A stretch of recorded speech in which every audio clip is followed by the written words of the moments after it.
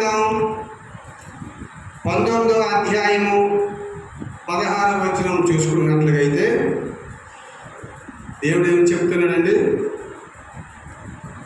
ఆజ్ఞను గైకొనువాడు తన్ను తాను కాపాడుకునేవాడు. తన్ను కాపాడుకునేవాడు తన ప్రవర్తన విషయమై అజాగ్రత్తగా నుండివాడు చచ్చును. హల్లెలూయా. చిన్న ప్రార్థన చేసుకుందామండి. దేవాది దేవా యేసయ్య, మీకు వందనాలు. మీకు అసాధ్యమైనది ఏది లేదు తండ్రి, మీకు సమస్తము సాధ్యమే తండ్రి. ఈ రాత్రికాల సమయంలో మీరు మాతో మాట్లాడతారని అయ్యా మేము నమ్ముతారు యేసయ్య. మాకు వినగల చేయండి, గ్రహించగల మనసుని మాకు దయచేయండి తండ్రి. ఇగో తండ్రి, ఇప్పుడు ఈ వాక్యం మేము అయ్యా చదువుతుండగా, వినిటుండగా, అయ్యా అవలంబిస్తుండగా, అయ్యా చెప్పుచుండగా చెప్పేది మేము కాదు తండ్రి. అయ్యా చెప్పేది అయితే నేను కాదు తండ్రి, మీరే నా నోరును బోర్లా వాడుకుంటారని అయ్యా మాతో ఎక్కడున్న ప్రతి ఒక్కరితో మీ దేవదూతల సమూహంతో మీరు మాట్లాడతారని నేను నమ్ముతాను తండ్రి. నమ్ముట నీ వలన అయితే నమ్మవానికి సమస్తము సాధ్యమన్నారని సయ్యా మేము నమ్ముతాను తండ్రి. మీకు వందనాలు, స్తుతులు, స్తోత్రాలు చెల్లిస్తున్నాను. మీకే వందనాలు. ఈ పెద్ద సాక్ష్యం, ఈ చిన్న ప్రార్థన వేసినామని అడిగి పెట్టుకుంటున్నాం మా పరమ తండ్రి. ఆమేన్. హల్లెలూయా. సామెతల గ్రంథం 19వ అధ్యాయం 16వ వచనం మనం చూసుకున్నట్లయితే ఆజ్ఞను గైకొనువాడు తన్ను కాపాడుకునేవాడు. ఆజ్ఞను గైకొనువాడు ఏం చేస్తాడు? తన్ను కాపాడుకునేవాడు. హల్లెలూయా. దేవాది దేవుడు మనతో మాట్లాడుతుంది ఏంటంటే, దేవుడు ఏదైతే నీకు ఆజ్ఞ ఇస్తాడో, నీతో ఏం మాట్లాడతాడో, నీతో ఏం చెప్తాడో, అది బైబిల్ ద్వారా మాట్లాడచ్చు, బైబిల్లో వాక్యం ద్వారా మాట్లాడచ్చు, దర్శనం ద్వారా మాట్లాడచ్చు, మోకాలు వేస్తుండగా దర్శనం ద్వారా మాట్లాడచ్చు, ప్రార్థన చేస్తుండగా దర్శనం ద్వారా మాట్లాడచ్చు, అట్లాగే ఉపవాసం నుండి ప్రార్థన చేయించుండగా దర్శనంలో మాట్లాడచ్చు. లేదు, నువ్వు పడుకునేటప్పుడు సమయాలతో ఎలా మాట్లాడతాడు? చిన్నప్పుడు సమయాలు గారు ఏలి గారు పడుకునేటప్పుడు దేవుడు సమయాలు 3 సార్లు పిలుస్తాడు. అట్లా సమయాలు లేచి, తండ్రి నా ఏలిని కూడా నన్ను ఎందుకు పిలిచావని ఏలిని అడుగుతాడు. ఏలి ఏమంటాడు? నాన్న నేను వెళ్ళలేదు, నువ్వు వెళ్ళి పడుకో అంటాడు. అలా 3 సార్లు జరిగిపోయింది. 3వసారి ఏలి ఏమంటాడంటే, నువ్వు ఈసారి ఏం చెప్తావంటే, నా ఏలిని కూడా నేను ఆకర్షిస్తానని చెప్పు అంటాడు. అప్పుడు దేవుడు సమయేలు అని అంటే, నా ఏలిని కూడా నేను ఆకర్షిస్తానని చెప్పు అంటాడు సమయేలు. దేవుడు మాట్లాడు. హల్లెలూయా. అట్లా కళ ద్వారా మాట్లాడచ్చు, దర్శనాల ద్వారా మాట్లాడచ్చు, వాక్యం ద్వారా మాట్లాడచ్చు, సేవకుల ద్వారా మాట్లాడచ్చు. దేవుడు ఎలా మాట్లాడతాడో చెప్పలేము.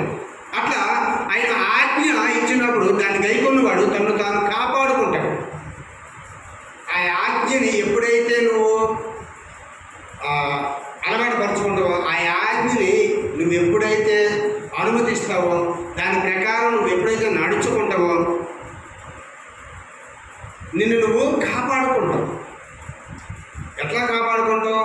ప్రతి ఒక్క సమస్య నుంచి కాపాడుకుంటావు. హల్లెలూయా. ఆ సమస్య నుంచి నువ్వు కాపాడుకునేటప్పుడు దేవుడు కూడా నీకు తోడుంటాడు. దేవుడు తోడు ఉండకపోతే మనం కాపాడుకోగలమా? హల్లెలూయా. హల్లెలూయా. ఎంతో పెద్ద యాక్సిడెంట్ దగ్గరకు వచ్చి ఆగిపోతాం. దేవుడు తప్పించకపోతే ఆగిపోతాయి. మన మందిరంలో ఒక అతను సాక్ష్యం చెప్పాడు. 2 తాటి చెట్లు పక్కనే ఉన్నాయట. ఆ ఒక తాటి చెట్టు పక్కనే వర్షం పడుతుందనేసి వెళ్ళి తాటి చెట్టు కింద ఉన్నాడు. ఆ పిడుగు ఈ తాటి చెట్టు మీద పడవలసిన పిడుగు దిగి పక్క తాటి చెట్టు మీద వెళ్ళిపోయింది. అప్పటికీ చిన్న దెబ్బలు తగిలి స్పృహ కోల్పోయాడు, భయపడిపోయాడు. చూసారా?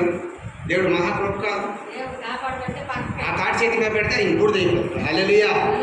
అట్లా ఆయన ఆజ్ఞను గైకొన్నవాడు తను తాను కాపాడుకున్నాడు. తను కాపాడడానికి కూడా దేవుడు వస్తాడు. హల్లెలూయా. అట్లా తన ప్రవర్తన విషయం అంటే మన ప్రవర్తన విషయమై అజాగ్రత్తగా, అంటే నాకేం కాదులే, నాకేం అవ్వదులే, అజాగ్రత్తగా నుండివాడు ఏమవుతాడు? చచ్చును. హల్లెలూయా. నాకేం కాదులే, నాకేం అవ్వదులే, నేను బలవీరును, నేను బలశూరును, నేను అందవ్యక్తిను, నేను డబ్బున్నోడును, నాకు 10 ఇల్లులు ఉన్నాయి, 10 కార్లు ఉన్నాయి, 10 ఎకరాల భూమి ఉంది, 10 తులాల బంగారం ఉంది, 20 తులాల బంగారం ఉంది, 50 తులాల బంగారం ఉంది, నాకేం కాదులే అనుకుంటే దేవుడు ఏమన్నాడు? ఈ రాత్రికే నిన్ను తీసుకుపోతే, హల్లెలూయా, ఏమన్నాడండి? ఈ రాత్రికే నిన్ను తీసుకుపోతే నీ బంగారం ఎవరి పాలు అవుతుంది? నీ డబ్బు ఎవరి పాలు అవుతుంది? నీ పొలాలు ఎవరి పాలు అవుతాయి? నీ కార్లు ఎవరి పాలు అవుతాయి? నిన్న అనుకుంటా ఒక కోటీశ్వరుడు ఆయనకి 4 కార్లు ఉన్నాయి. ఒక కారు అవుతుంది, ఆ కారు 40 లక్షలు అంట. దానికంటే మొదలు ఇంకొక కారు వెళ్తుంది, అది 80 లక్షలు అంట. దానికంటే ముందు ఇంకొక కారు వెళ్తుంది, అది 2 కోట్ల.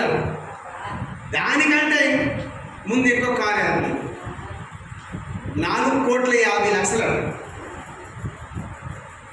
ఈ 4 కార్ల ముందు ఒక అంబులెన్స్ వెళ్తుంది. ఈ 4 కార్లు ఓనరు చచ్చిపోయి శవం అయ్యి అంబులెన్స్లో ఉండి పాతిపెట్టడానికి తీసుకెళ్తారు. హల్లెలూయా. 4 కార్లు ఓనరు చచ్చిపోయి శవం అయ్యి ఆ అంబులెన్స్లో పడుకున్నాడు, పాతిపెట్టడానికి తీసుకెళ్తున్నాడు. 4 కార్లు ఓనరు. ఫస్ట్ కారు ఎంత? 40 లక్షలు. రెండవది 80.